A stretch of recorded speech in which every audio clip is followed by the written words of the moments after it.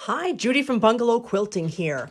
I have been asked to make a video about how to do a binding on a quilt when the quilt has a very unusual edge to it. When you have points like this. This is a hexagon quilt. Sometimes people will do quilts on point and they actually will leave the edges as on point so that there isn't a straight edge to the quilt. It just gives a little bit of a design element to it. This is a hexagon quilt, so we have not 90-degree angles, but we have 60-degree angles on the edges of the quilt. And we have a straight edge on this side where we have done half hexes on the edge. And this edge has a fun peak and valley effect to it. And this is on two sides of the quilt. Two sides are straight and two sides are like this. So we are going to proceed telling you how you are going to accomplish doing a binding, like how you would go around these peaks and valleys, especially these valleys, which can be confusing for some people. If you're a garment sewer, you may find this easier because we do this a lot of times with necklines, but stay put and we are going to show you how to do this. Okay, so you're going to cut your traditional binding and you're going to cut it 2.5 inches wide. All right, your strips will be 2.5 inches wide. Some people will do 2 inches wide for a binding. I just can't manage when it's not 2.5 inches. And then get it all pressed. In terms of how much binding will you need, because this is an alternative type of binding, that depends, of course, on the size of the quilt. But yes, you will need more to get around those peaks. It will require more binding, extra binding. So I do not have an official calculation or a way to figure out how to calculate that. Just know to cut several extra binding strips if you have a situation like this. It is going to take more binding. You're not going to start your binding on the pointed edge. You're going to start your binding on your straight edge. Now, if you have a pointed edge on all four sides, then you are going to have to start it. So you're going to start it somewhere where it's straight. But if you have it only on two sides, you're going to start it on the straight edge. And that's where I'm going to start. And I'm going to start it just like any traditional binding. Where the difference comes in is when you come around and have to do those corners. Okay, now I'm starting on my straight edge. And I've got my binding folded in half. 2.5 inches wide, folded in half, and I'm leaving a tail, right, for when I want to join it. I'm sewing it to the back of my quilt because I'm going to machine stitch my binding on when I pull it around to the front. So I don't often do that. I usually do it by hand, but I'm wanting to get this done. So I am going to be doing it by machine this time. So you start out just like any traditional binding. I have my walking foot on. I'm also increasing my stitch length because there's a lot of thickness and it helps to increase your stitch length. I'm on a Bernina, so I have my stitch length up to 3. And then I'm using peppered cottons for my binding because the peppered cottons, not only are they beautiful, they're perfect for bindings.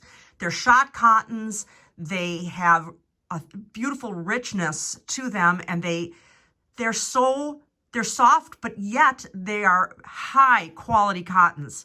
So for a binding, which you're going to expect to get a lot of wear and tear out of, peppered cottons are perfect. They're high quality and a nice, very nice weight, but they're also easy to needle and they're malleable. And so that's why they are perfect for this type of binding. Absolutely perfect. They're perfect for any binding. I would highly recommend the next time you do a binding to look for a peppered cotton to do your binding in. All right, so I'm starting out just the way, needle stop down, the way that, there we go, the way that you normally would do a binding. And we're going to come up to the corner relatively quickly. Now remember, these are 60-degree angles, they're not 90-degree angles. With a 90-degree angle, we all know how to go around the corner with a 90-degree angle. With a 60-degree angle, it's really quite the same, except we're not going to go over to the same acuteness of the angle. I don't know if that's the appropriate term. I'm not a math major, so in terms of, geometry. So we're going to do it again where we stop 1/4 of an inch away from the edge, and we're going to come up, break our threads or cut our threads, and then instead of doing a very acute angle, we're going to do a slightly less of an angle. See how I've got it? You can see how it's kind of coming at a direct angle from the point of the corner, right? And I'm going to angle it that way, like that. See that? I wish I had more exact terms. It's just a question of doing this for so many years and sewing garments for so many years. I really get a feel for it. So I encourage you to do this as, practice this, do other kinds of bindings often. You will get better at it as you do it. Garment necklines oftentimes have weird angles, so garment stitchers are also very good at doing this. You might pick their brains too. Okay, now I'm coming to a point again, so I'm going to stop 1/4 of an inch, and this is the same as any binding, right? So I'm stopping 1/4 of an inch away from my corner. There's a lot more stopping and starting with this. It's going to take you more binding, and it's going to take you more time. And then I'm going to do that angle again. See how I'm angling it so that it's a direct straight line from that point, and then coming over with it. Now this is where it's going to be interesting, and it's not hard. It's deceptively easy. When we get to the valley, we've seen how to do the peaks. Now when we get to the valley, again, garment stitchers will say, oh yeah, that's like doing a sleeve placket, right? So, but quilters need not be afraid. And you can see, can you see how this peppered cotton is performing and behaving like it's made for this? It is made for this. It is fabulous stuff. Okay, so there's my valley. Do you see my valley?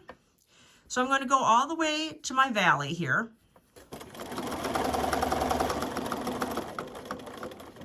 I'm going to get in line with.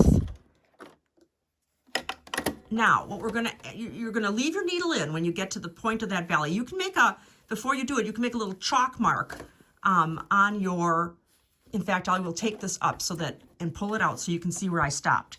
You're going to stop, I probably could have stopped 1 stitch further down. You're going to stop where that valley point is, 1/4 of an inch in from that valley point. You could make a little chalk mark there, or a chalk mark on your binding. So I'm going to go maybe 2 more stitches here.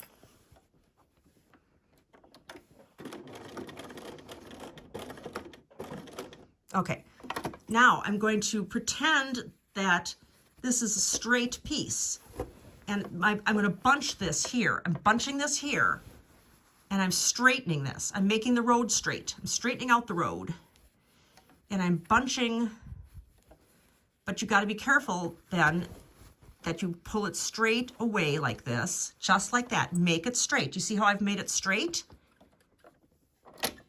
And I'm going to continue on. That's how easy it is. That's all you do. It's like doing a sleeve placket, right? Okay. And then I'm going to stop because we don't need a repeat of how to do those peaks. We've showed you how to do those. I'm going to stop and I'm going to show you what that comes to look like.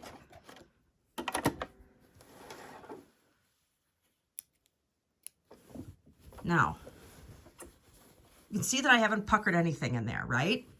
And yet there's a nice peak. All right, so now when I bring it around to the front, when I go to sew this down, whether you're doing it by machine or by hand, it's going to lay very nicely, especially if it's a peppered cotton. It's going to lay very nicely. You won't have to make any creases or anything. It's just going to, there is a little bit of a taking up. See that? How that looks? I'm going to put that closer. But it will look very nice. All you do is have to make it straight and then stitch it again on the front, stitch it like that, and then it will fold onto itself really, really nicely. And that's how you do the peak and valley method. Thanks for watching. I hope that helps a ton.